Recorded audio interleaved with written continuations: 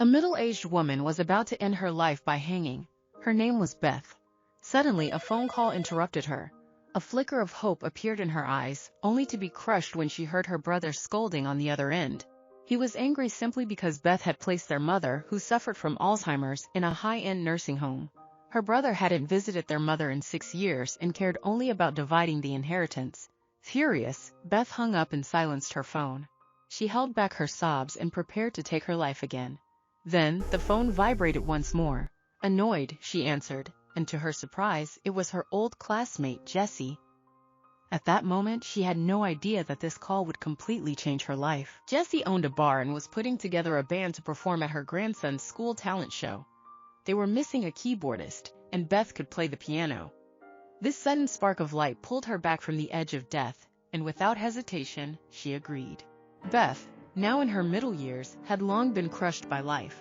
As a teacher, she was ostracized by colleagues and ignored by students. Her husband had left a year ago, and even the young colleague she had mentored reported her to the administration. When she confided that she had almost committed suicide, no one cared. Only cold indifference greeted her pain. Heartbroken, Beth realized she had to save herself. On the way home from work, her son wouldn't answer his phone, and her brother continued harassing her.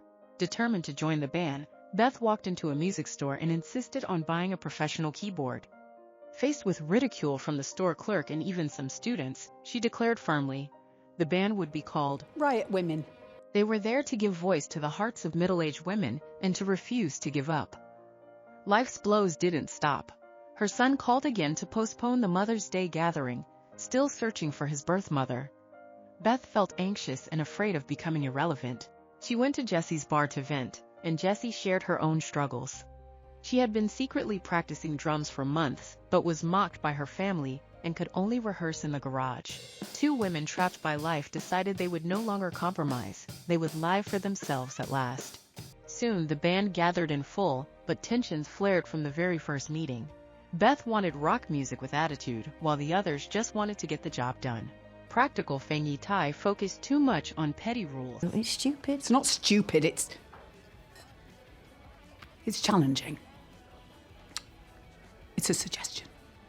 Disheartened, Beth left in loneliness, despair rising again. Then the bar's stage exploded with powerful music. The bold, unrestrained melody pulsed with life. Beth looked at that light, and hope sparked again in her eyes.